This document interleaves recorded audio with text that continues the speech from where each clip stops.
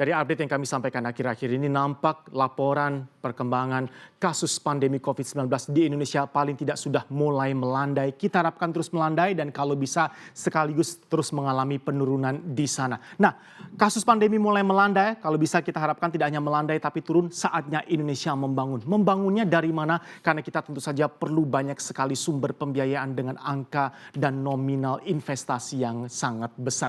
Kita akan bahas mengenai berebut dana INA di proyek perdana. Kita ketahui bersama, kita sekarang punya lembaga pengelola investasi atau disingkat LPI atau Indonesia Investment Authority, INA.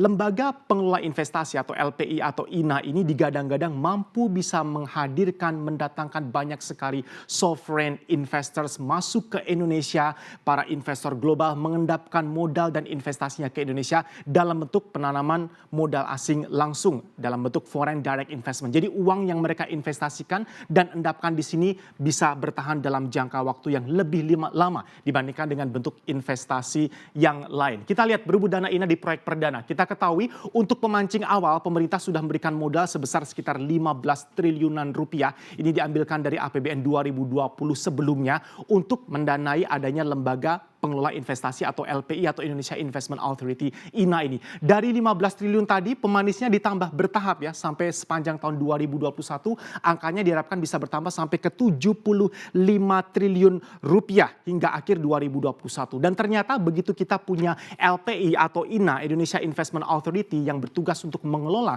Sovereign Wealth Fund atau SWF atau dana abadi kas dan sesuai dengan konteks Indonesia. Ini ternyata sudah ada investor-investor global, investor besar dari negara-negara utama yang mengajukan minat untuk masuk ke Indonesia lewat lembaga pengelola investasi atau Indonesia Investment Authority ini. Kita lihat ini ada investor besar dari negara seperti Amerika Serikat, kemudian Jepang dan juga Abu Dhabi. Investor global ini sudah menyampaikan minatnya, ini juga sudah masuk secara legal lewat letter of interest dan juga komitmen melalui LPI atau INA ini.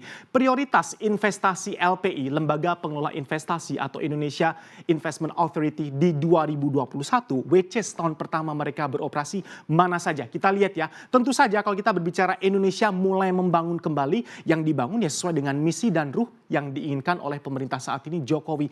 Interkonektivitas dan juga infrastruktur. Infrastruktur tentu saja diasosiasikan dengan 3 infrastruktur utama yang menyangkut vitalitas dan juga hajat hidup orang banyak, tidak hanya Indonesia, tapi juga mobilitas manusia keluar masuk ke dalam negeri. Dan diharapkan 3 sektor infrastruktur ini langsung bisa menyentuh real ekonomi sehingga dampaknya bisa dirasakan oleh masyarakat langsung kaitannya dengan roda perekonomian, ujung-ujungnya pertumbuhan ekonomi yang lebih bagus lagi. Kita awali dari proyek tol. Ini kita lihat Waskita Karya ada sebanyak 14 proyek yang ditawarkan ke sovereign investor atau investor asing global melalui LPI. Kemudian Jasa Marga ada sebanyak 15-an proyek tol yang disarankan dan akan ditawarkan ke investor. Untuk Hutama Karya ada sebanyak 5 proyek tol. Next, selain jalan tol sebagai penghubung atau interkonektivitas, kita juga berbicara mengenai proyek pengembangan bandara. Ini juga pemerintah melalui LPI akan banyak sekali memberikan tawaran-tawaran menarik dan pemanis kepada para investor global untuk masuk berinvestasi membangun di Indonesia. Bandara kita ketahui, Bandara Internasional Soekarno-Hatta ini sekarang terkenal sebagai salah satu bandara teramai dan juga terpadat di dunia. Kalau kita kesampingkan ya dengan adanya pandemi sepanjang 2020. Bandara kita ini sebenarnya benar-benar terkenal sebagai bandara yang paling hektik di dunia, salah satu. Makanya untuk 2 bandara utama ini pemerintah juga akan menawarkan kepada para investor asing untuk ikut terlibat dalam pembangunannya. Proyek pengembangan bandara antara lain untuk pertama kali di tahun pertama beroperasi paling tidak akan difokuskan untuk pengembangan Bandara Internasional Soekarno-Hatta yang ada di Cengkareng. Yang kedua ada Bandara Sultan Hasanuddin di Makassar. Selain proyek tol, kemudian di udara kita juga berbicara mengenai kelautan Indonesia. Kita punya pelabuhan banyak sekali dan proyek-proyek pelabuhan ini baik dari PT Pelabuhan Indonesia 1 sampai ke 4 ini kalau digabungkan dan kita tawarkan kepada investor asing agar mau terlibat berinvestasi membangun pelabuhan di Indonesia, angkanya kalau kita bisa gabungkan untuk PT Pelabuhan Indonesia 1 sampai ke 4 ini, Indonesia dipercaya digadang-gadang bisa menjadi pemain ke-9 terbesar di dunia dari sisi kepelabuhan dan juga infrastruktur pelabuhan yang kita miliki. Kita perhatikan sekali lagi ya, ini adalah prioritas investasi lembaga pengelola investasi atau Indonesia Investment Authority di tahun pertama beroperasi di 2021. Ini dulu yang akan dipromosikan, ditawarkan kepada para sovereign investors, global investors di sana. Proyek tol, Waskita Karya, Jasa Marga, Hutama Karya. Proyek pengembangan bandara, ada Bandara Internasional Soekarno-Hatta dan juga Bandara Sultan Hasanuddin. Pemerintah sangat confident dengan pengembangan bandara ini. Tadi dikatakan bandara kita termasuk salah satu yang teramai dan terpadat di dunia karena mempunyai kapasitas penumpang juga. Data terakhir menunjukkan di 13 hingga 23 jutaan penumpang. Kemudian pelabuhan. Next, sekarang kita lihat. Ini adalah rute proyek tol potensial karena kita berbicara mengenai interkonektivitas yang saat ini tengah dikejar dan segera dimaksimalkan, dibangun kembali oleh pemerintahan Jokowi ya. Untuk Waskita ini rute potensial yang bisa ditawarkan dan diharapkan bisa mengundang minat dari para investor bergabung. Kanci Pejagan, kemudian ada rute Pejagan Pemalang, ada Kuala Tanjung, Tebing Tinggi sampai ke Parapat. Jadi sekali lagi ini tidak Jawa sentris ya, sudah mulai dipikirkan juga rute-rute di luar Pulau Jawa.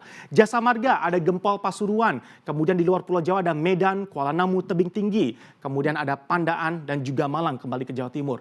Untuk Hutama Karya, ini ada Medan Binjai dan juga Pekanbaru Dumai. Ini semua rute dianggap sangat vital dan krusial untuk mobilitas barang, jasa dan juga manusia yang bisa segera menggerakkan ekonomi dan memberikan kontribusi pertumbuhan ekonomi lebih cepat dengan adanya interkonektivitas di sana.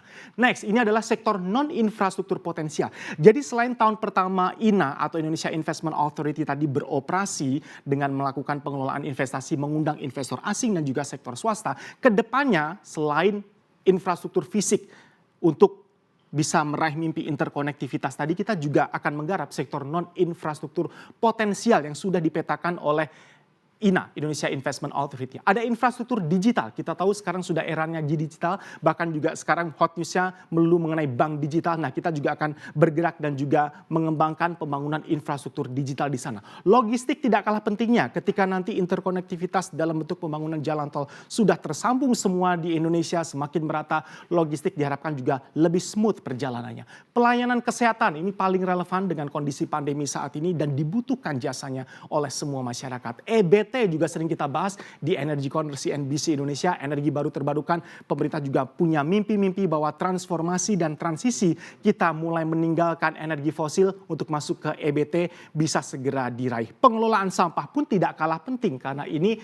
terkait dengan perkembangan sebuah negara dengan penduduk dan populasi besar seperti Indonesia. Sektor consumer juga menjadi perhatian karena kita tahu konsumsi rumah tangga Indonesia memegang peranan paling penting dan kontribusinya paling besar ke pertumbuhan ekonomi kita. Pariwisata pun ini sesuatu yang kita punya treasure harta karun yang harus selalu kita bisa eksplor dan maksimalkan, dan sekali lagi dalam tanda kutip kita jual ke investor-investor asing agar mau bekerja sama, berinvestasi agar Indonesia bisa segera membangun sektor pariwisatanya. Dan tentu saja teknologi yang kita perlukan semua untuk bisa membangun semua yang kita cita-citakan, membangun bangsa kita mulai lagi di masa pandemi.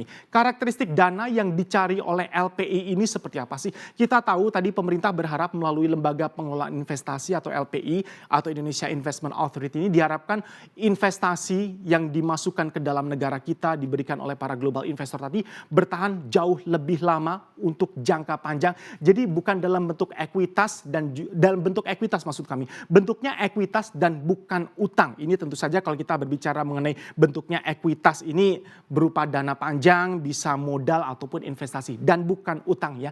Ini salah satu yang membedakan SWF kita berbeda dengan negara-negara lain. Kemudian investasi sesuai dengan kesepakatan yang disiapkan pemerintah. Tentu saja kalau kita berbicara mengenai kesepakatan yang disiapkan oleh pemerintah harus ada win-winnya ya. Jadi para investor masuk ke Indonesia itu juga diberikan pemancing dan juga pemanis agar mereka merasa akan mendapatkan return yang sama fairnya. Kita lihat returnnya seperti apa sih, seberapa fair kalau para global investor tadi masuk ke dalam negeri melalui Lembaga Pengelola Investasi atau Indonesia Investment Authority INA. Tentu saja ada hal pemanis yang ditawarkan oleh pemerintah kita, dan tentu saja untuk saat ini yang paling relevan adalah memberikan pemanis melewati atau melalui bentuk perpajakan. Ada pembebasan pajak penghasilan atau PPH jika para global sovereign investors tadi menginvestasikan kembali penghasilan yang mereka sudah ciptakan atau cetak melalui kerjasama dengan pemerintah Indonesia melalui LPI minimal 3 tahun. Jadi ada return, sudah keluar hasilnya, resultnya, mereka investasikan kembali di Indonesia